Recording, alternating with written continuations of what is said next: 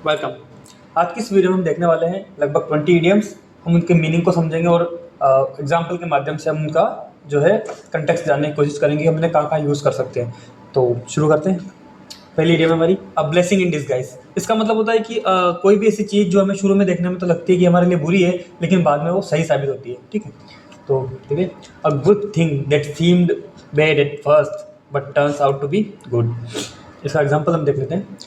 Losing that job was a blessing in disguise because I found a better one.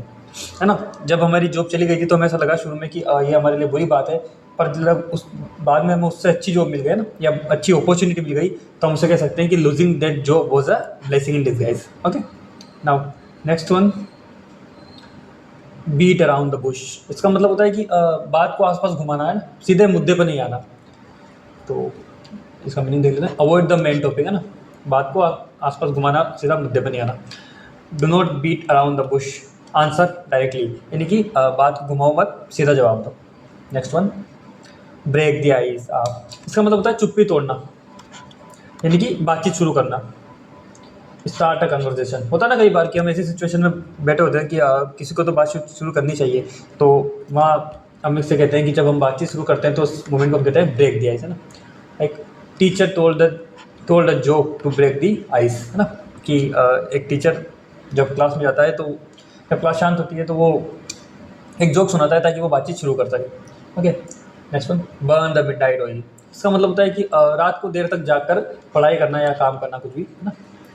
Study work late into the night, कहते हैं she burn the midnight oil before the exam, है ना, उसने exam से पहले रात तक देर तक पढ़ाई की। Next one, hit the nail on the head, है ना। इसका मतलब होता है कि सीधा निशाने पर तीर लगाना, यानी कि सीधा सटीक जवाब देना, है ना, हम कह सकते हैं। बी एग्जैक्टली राइट, ठीक ठीक सही होना। ओके, कि हम कहते हैं ना बहुत सी बार कि तीर सीधा निशाने पर लगाए, तो इसका मतलब होता है कि he hit the nail into the head या on the head. You hit the nail on the head with your answer, ठीक, उसने ठीक ठीक जवाब दिया। Next one,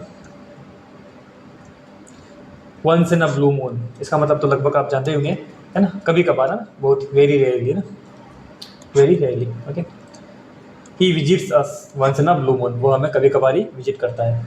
next one, piece of a cake, है ना। पीस ऑफ केक का मतलब होता है कि बहुत ही सिंपल टास्क, है ना, बहुत आसान टास्क हम कह सकते हैं, वेरी इजी, है ना। The test was a piece of cake, है ना, टेस्ट बहुत ही आसान था। Next one, spill the beans. इसका मतलब होता है राज खोल देना, है ना, या किसी को भी सीक्रेट बता देना। और रिवील अ सीक्रेट। ओके, इसका एग्जांपल देख लेते हम। Who spilled the beans about the surprise, यानी कि सरप्राइज के बारे में पहले किसी ने बता दिया है, किसने बता दिया। Next one, under the weather, feeling ill. इसका मतलब होता है फीलिंग इल, मतलब कि ठीक महसूस नहीं करना या बीमार महसूस करना, ठीक है, फीलिंग इल। ओके, इसका एग्जांपल हम देख लेते हैं। I am under the weather today, है ना, कि आज मैं कुछ ठीक महसूस नहीं कर रहा हूँ या मैं बीमार महसूस कर रहा हूँ। Next one, bite the bullet. इसका मतलब होता है कि किसी ऐसी परिस्थिति में या कठिन परिस्थिति में अपने आप को स्थिर रख पाना या उसका सामना कर पाना, है ना। बहुत सी बार हमारे सामने ऐसी कठिन परिस्थिति होती है लेकिन हमें उसका सामना करना होता है, तो अगर हम उसका सामना करते हैं हम कहते हैं कि he bite the bullet. Okay, face something difficult, है ना, कुछ कठिन परिस्थिति का सामना करना। He bit the bullet and apologise, तो उसने उस परिस्थिति का सामना किया और माफ़ी भी मांगी। Cost an arm and a leg, है ना, इसका मतलब हम समझ, cost an arm and a leg, वो चीज़ जो हमें कोस्ट करे, एक आर्म और एक लेग, है ना। इसका फिगरेटिव में क्या समझ सकते हैं कि ये बहुत ही महंगी चीज़। ओके, वेरी एक्सपेंसिव, है ना, इसका इससे भी मतलब साफ होता है कि cost an arm and a leg, तो ऐसी महंगी चीज़ हो गया, very expensive. That phone cost an arm and a leg. Okay, next one, cry over spilt milk. इसका मतलब तो सीधा लगी गया होगा आपको पता।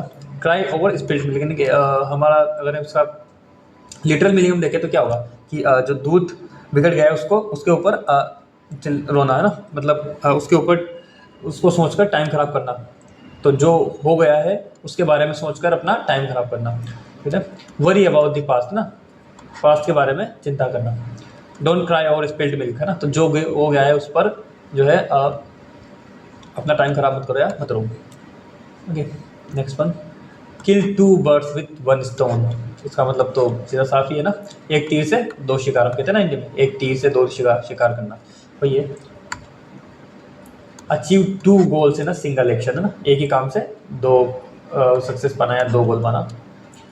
Walking to work kills 2 birds with one stone, है ना, कि अगर हम काम करने के लिए अगर चल कर जाएंगे तो उससे हमारा 2 काम होंगे ना। क्या क्या काम होंगे, एक तो हम काम पर पहुंच जाएंगे और दूसरा हमारी एक्सरसाइज भी हो जाएगी ना, वॉकिंग हो जाएगी हमारी। Next one, the ball is in your court, यानी कि फैसला तुम्हारे हाथ में है ना, ball is in your court, हम कहते हैं ना कि the ball is now in your court, it is your decision. Okay, I have done my part, the ball is in your decision. Next one, on cloud 9, इसका मतलब होता है बहुत ही खुश होना या हैप्पी होना ना, एक्सट्रीमली हैप्पी है ना, बहुत खुश होना। She was on cloud 9 after the result, है ना, तो मतलब उसका रिजल्ट बहुत ही अच्छा था। Next one, call it a day, है ना, ये तो आप जानते होंगे, कॉल इट अ डे का मतलब क्या होता है, काम की समाप्ति करना या काम की समाप्ति की घोषणा करना, हम कहते हैं ना कि now I will call it a day, तो स्टॉप वर्किंग ना, काम खत्म करना। Let's call it a day, तो चलो आज का काम यही समाप्त करते हैं। नेक्स्ट वन, है ना, I should have put in to the last death work, see eye to eye ना, मतलब जो हम कहते हैं ना कि कंप्लीटली एग्री होना ना, किसी से भी पूर्ण तरीके से सहमत होना, see eye to eye, agree completely. अगर हम देख सकते हैं कि they see eye to eye on most issue, यानी कि लगभग सभी इशू पर वो एक दूसरे से सहमत है। Next one, a storm in a tea cup, यानी कि एक चाय के कप में तूफान आना, है ना, इसका ये मतलब नहीं है, पर हम समझने के लिए देख सकते हैं कि इसका क्या मतलब है कि बहुत छोटी सी बात का बहुत ही बड़ा रिएक्ट करना, छोटी सी बात पर ना, बात का बतंगड़ बनाना, हम कहते हैं ना हिंदी में, वही है, big fuss over a small matter. Okay, तो it was just a storm in a tea cup, यानी कि कोई चिंता करने की बात नहीं है, it was just a storm in a tea cup, ये बहुत ही छोटी सी बात है ना। Action speak louder than words, तो इसका तो क्या ही समझाना है, ये तो बिल्कुल है ना, सीधी साफ है। Action speaks louder then word, यानी हमारे जो काम होते हैं वो हमारे वर्ड से या हमारी जो हम कहते हैं ना, जो हमारे कहने से हमारा करना ज़्यादा मैटर करता है नहीं, तो deeds matter more than promises. Okay, action speaks louder than work, तो इसका सेम ही मीनिंग है ना। The last idiom of today, Rome wasn't built in a day, है ना, रोम इटली का एक शहर है, तो हम कहते हैं कि रोम wasn't built in a day, मतलब कि जो अच्छी चीज़ें होती है ना उसे उन्हें होने में टाइम लगता है, तो रोम एक बहुत ही खूबसूरत शहर है, तो हम कहते हैं इसके बारे में कि ये एक दिन में नहीं बन गया था ना, इसका मतलब होता है कि गुड थिंग्स टेक टाइम, है ना, तो great work takes time. Okay, keep practising, Rome wasn't built in a day, यानी कि मेहनत करते रहो, सफलता जरूर मिलेगी ना, सफलता एक दिन में नहीं मिलती, हम समझ सकते हैं। सो डेट्स इट, आज के लिए हमने लगभग 7-8 मिनट में हमने देखी है लगभग 20 वीडियम, और इन ईडियम्स को हम कंटिन्यू करेंगे अगले पार्ट में, और अगले पार्ट में हम ऐसी ईडियम देखेंगे जिनकी हम हिस्ट्री भी देखेंगे कि वो जो है कैसे आई है प्रचलन में। तो तब तक के लिए यहाँ तक बने रहने के लिए धन्यवाद और थैंक यू। अगर वीडियो पसंद आए तो लाइक करें और चैनल को सब्सक्राइब जरूर करें। मिलते हैं नेक्स्ट वीडियो में। Thank you.